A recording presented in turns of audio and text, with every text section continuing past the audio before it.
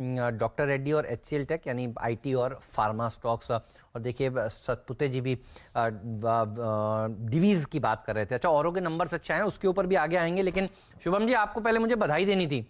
ये जो 2400 का कॉल आपने 75 रुपये पे दिलवाया था बजाज फाइनेंस का, क्या पैसा बना लोगों का। अब तो हमारे न्यूज रूम में भी आपकी खूब तारीफ हो रही थी, तो ये फीडबैक आपके लिए धन्यवाद, हमारे दर्शकों के पैसे बनवाने के लिए। चलिए आशीष के पास चलते हैं और आशीष से समझ लेते हैं कि अगला स्टॉक उनके रडार पर कौन सा है। HDFC life. आशीष बिल्कुल, एचडीएफसी लाइफ इंश्योरेंस कंपनी को रडार पर रखिएगा। दरअसल आज यहाँ पे ब्लॉक डील्स होती हुई, लार्ज ट्रेड्स होते हुए नजर आएंगे, क्योंकि स्टैंडर्ड लाइफ जो कि इनका UK based joint venture partner है, वो करीब 2% स्टेक आज ऑफलोड करने की तैयारी कर रहा है और ये स्टेक ऑफलोडिंग होगी ब्लॉक डील्स के जरिए। तो कुल मिलाकर 4 करोड़ शेयर्स बेचे जाएंगे, 490 से 501 रुपए 35 पैसे के बैंड, 501 रुपए 35 पैसे यानी कि कल की क्लोज। तो कल की क्लोज से लेकर दरअसल यहां पे 2.3% के डिस्काउंट पर यह विंडो बनाई गई है। कुल मिलाकर 1960 करोड़ रुपए के आसपास जुटाने की योजना है और इस ट्रांजैक्शन के बाद जेवी पार्टनर स्टैंडर्ड लाइफ की जो होल्डिंग इस समय 12.25% पर है, वो घटकर मोटामोटी 10.25% के आसपास आ जाएगी। अच्छा, कल भी आपने नोटिस करा होगा इस स्टॉक में लार्ज ट्रेड्स हुए थे, उसमें दरअसल एचडीएफसी लिमिटेड ने 2 करोड़ 60 लाख शेयर्स बेचे थे। जी हाँ, और एचडीएफसी लाइफ उस लिहाज से एक और चीज मैं रेडार पर रखना चाह रही थी और राजेश अग्रवाल इस पर मैं आपकी राय लेना चाहूंगी कि कल आप देखिएगा इसमें ओपन इंटरेस्ट बढ़ा है, करीब 10% तक का ओआई जुड़ा, लेकिन पिछले 5 ट्रेडिंग सेशन में एक बहुत सीमित दायरे में स्टॉक ट्रेड कर रहा था। 532 मुझे याद है 29 तारीख को इसका लेवल था और वहां से धीरे धीरे करके इसने करेक्शन दिखाया है। तो आज अज्यूमिंग वो ब्लॉक हायर ग्राउंड पर होता है और अच्छी खासी डिमांड आती है, क्या चांसेस है फिर रफ्तार पकड़ेगा ये स्टॉक? आपका परसेप्शन क्या है एचडीएफसी लाइफ पर? देखिए, हम बहुत बुलिश हैं इस कंपनी पे, न केवल इस कंपनी पे बल्कि पूरे insurance sector as a whole पे। अब पूरे इंश्योरेंस सेक्टर की में से इस कंपनी की बात करें तो इस कंपनी ने लगातार तिमाही दर तिमाही अच्छी बढ़त दिखाई है, ग्रोथ दिखाई है। इंश्योरेंस एक तो ऐसे ही हमारे देश में अंडर पेनिट्रेटेड है, बट कोविड-19 के बाद लोगों में ये धारणा बढ़ती जा रही है कि उन्हें एक इंश्योरेंस प्रोडक्ट लेना है। तो इस कारण से इस पूरे सेक्टर की ग्रोथ हमें लगता है कि आने वाले दिनों में और बढ़ती हुई नजर आएगी। हालांकि पिछले 2 महीने में वॉल्यूम थोड़े कम आए हैं, लेकिन अगर आप देखो तो ये मार्केट लीडर है न्यू प्रीमियम की पायदान पे। अगर आप देखा जाए तो न्यू प्रीमियम कलेक्शन पे तो ये मार्केट लीडर है। और सबसे बड़ी बात, इस कंपनी ने जो लगातार अपने डिजिटल प्रेजेंस में खर्चे किए हैं, उनका इससे फ़ायदा मिलने वाला है। जो स्टेक सेल हो रहा है वो इस कारण से हो रहा है क्योंकि आरबीआई ने ऐसे पिछले दिनों कहा है कि इन्हें 50% या उससे कम की अपनी हिस्सेदारी प्रमोटर की बनानी पड़ेगी। इस कारण से कल एचडीएफसी ने बेचा और आज स्टैंडर्ड लाइफ कर रहे हैं।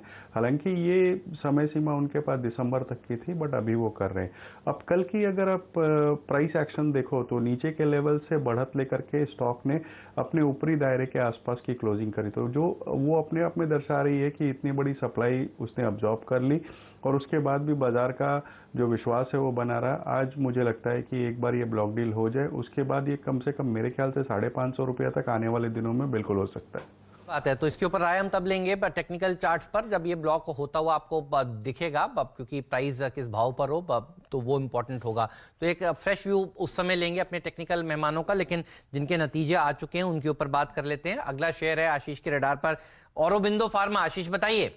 आपने बताया था अभी कि अच्छा परफॉर्मेंस है, वाकई नंबर्स अच्छे हैं और हर पैरामीटर पे नंबर्स अच्छे हैं। Q4 में साल दर साल आय 16% बढ़ी, 11% बढ़ने की उम्मीद थी। EBITDA उम्मीद लगा रहा था कि 12% बढ़ेगा बाजार, बढ़ी 24%। और मार्जिन्स में जहां पे एक्सपेक्टेड था फ्लैट होगा परफॉर्मेंस, केवल 10 बेसिस पॉइंट्स का उछाल होगा। मार्जिन दरअसल 140 बेसिस पॉइंट सुधरे और इसीलिए मुनाफे में 45% का जंप देखने को मिल रहा है। अब इस तरह का अच्छा परफॉर्मेंस कैसे आया? इस कंपनी के लिए बड़ा इंपॉर्टेंट है यूएस का फॉर्मुलेशन कारोबार, जो कि कुल सेल्स का 50% कंट्रीब्यूट करता है और उस फॉर्मुलेशन कारोबार में 20-20.5% की साल दर साल ग्रोथ हुई है, इसीलिए आप देख रहे हैं इतना अच्छा परफॉर्मेंस। अच्छा, इसके अलावा और भी कुछ हाइलाइट्स हैं। इस कंपनी की बुक्स पर जो डेट है वो क्यू ऑन क्यू रिड्यूस हुआ है। तो पिछले साल इसी तिमाही में डेट इक्विटी था 0.36 टाइम्स, जो अब रिड्यूस होकर महज 0.16 टाइम्स पे आ गया है। वो अच्छी खबर आती हुई, और इसकी आज शायद शाम को 5:30 बजे कॉन्फ्रेंस कॉल होगी, तब और डिटेल सामने आएंगी, लेकिन नंबर्स के लिए तो थम्स अप है। नंबर्स के बल पर बनता हुआ दिखाई देगा और स्टॉक में आज फिर एक्शन भी नजर आएगा। क्रेडिट स्विस की ब्रोकरेज रिपोर्ट आई है, 665 का ही टारगेट ये दे रहे हैं, कॉल न्यूट्रल है। मुझे लग रहा है कल ज्यादा बेहतर रिपोर्ट्स आएंगी इस कंपनी को लेकर, क्योंकि एक चीज आप ध्यान रखिएगा, कॉन्फ्रेंस कॉल में डिटेल इस बात पर निकल कर आएगा कि डेट जो ड्रास्टिकली कम हुआ है, यहां पर आगे की ट्रैजेक्टरी क्या दिख रही है। राजेश अग्रवाल, ऑरो फार्मा नंबर्स दमदार, आज यहां से आगे और बढ़त की संभावना है, तेजी करेंगे? बिल्कुल करेंगे। एक तो फार्मा एज ए स्पेस ही बहुत अच्छा कामकाज कर रहा है, जैसे अभी शुभम भी बता रहे थे, और दूसरे नंबर्स उम्मीद से बहुत बेहतर आए। बॉटम लाइन में 45% की जंप किसी को उम्मीद नहीं थी। फॉर्मुलेशंस के कारोबार में अच्छी बढ़त देखी गई। इनके जो यूरोपीय कारोबार है, यूएस और यूके के दोनों ही बाजार बहुत अच्छे चल रहे हैं। एपीआई के बिजनेस थोड़े फ्लैट रहे, रेदर मैं कहूँगा थोड़ी सी गिरावट देखी गई, बट हो सकता है कि वो वक्ती तौर पे हो। और सबसे बड़ी बात ये है कि वैल्यूएशन अगर आप देखो तो FY22 की अगर अर्निंग्स डिस्काउंट करूं तो 12 के पी के आसपास ट्रेड करता है, जो कि एक अच्छी अपसाइड देता है। और जैसे कि आशीष बता रहे थे कि डेट में एक भारी गिरावट आई है।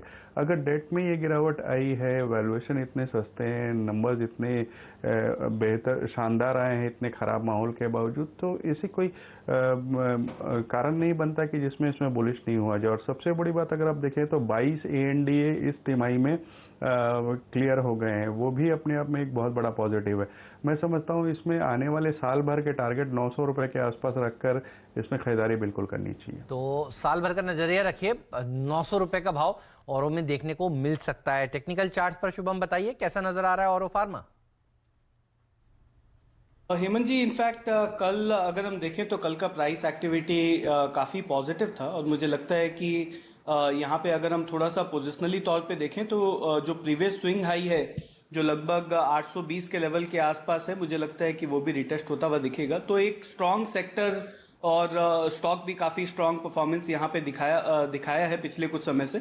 तो मैं थोड़ा सा पोजिशनल ट्रेड यहाँ रिकमेंड करूंगा, बिकॉज जस्ट इन केस अगर थोड़ा बहुत पुल बैक होता है तो उसमें भी हमें स्टॉक को होल्ड करना चाहिए। तो 715 के आसपास एक स्टॉप लॉस मेंटेन करते हुए इसको पोजिशनली 2 हफ्ते के व्यू पॉइंट से खरीदें, और 820 तक का मुझे लगता है कि यहाँ पे टारगेट आता हुआ दिखना चाहिए। ओके, तो 2 हफ्ते का व्यू पॉइंट दीजिए पोजिशन